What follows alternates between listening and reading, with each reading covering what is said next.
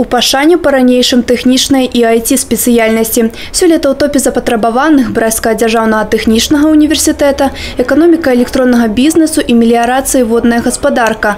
Конкурс тут склаў больш за 5 чалавек на месца.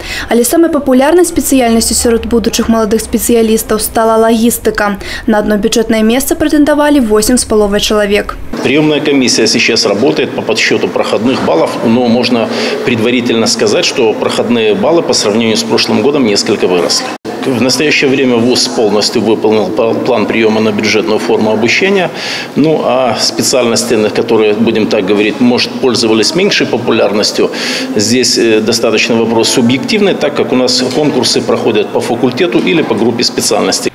Ёсць попыт і на педагагічныя спецыяльнасці. Брэсцкі дзяржаўны універсітэт імя Пушкіна сёлета выбралі 59 медалістаў, а таксама выпускнікі сярэднеспецыяльных навучальных устаноў, якія маюць дыплом з адзнакай. Добры конкурс на педагагічныя прафесіі гістарычнага факультэта.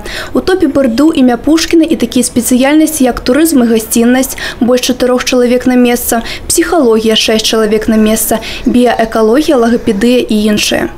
Мы, конечно, довольны и конкурсом, и теми абитуриентами, которые пришли. Я хочу сказать, что на факультет физвоспитания пришло очень много титулованных спортсменов, среди которых 16 мастеров спорта и победители республиканских и международных олимпиад и конкурсов. Мы довольны на сегодняшний момент результатами набора на бюджетную форму обучения. Конечно же, конкурс будет и на платную форму обучения, пусть не на все специальности, но на многие. У цэлым універсітэты Брэста выканалі план прыёму на дзённую форму навучання. Адкрытае залічэнне на бюджэтныя месцы ў БРДУ імя Пушкіна адбудзецца 26 ліпеня, у тэхнічным універсітэце 28. Абітурыенты, якія не змаглі прайсці па балах на бюджэт, альбо жадаючы атрымліваць адукацыю за свой кошт, яшчэ маюць магчымасць папоўніць рады студэнтаў. Прыём дакументаў на платную форму навучання працягнецца да 4 жніўня.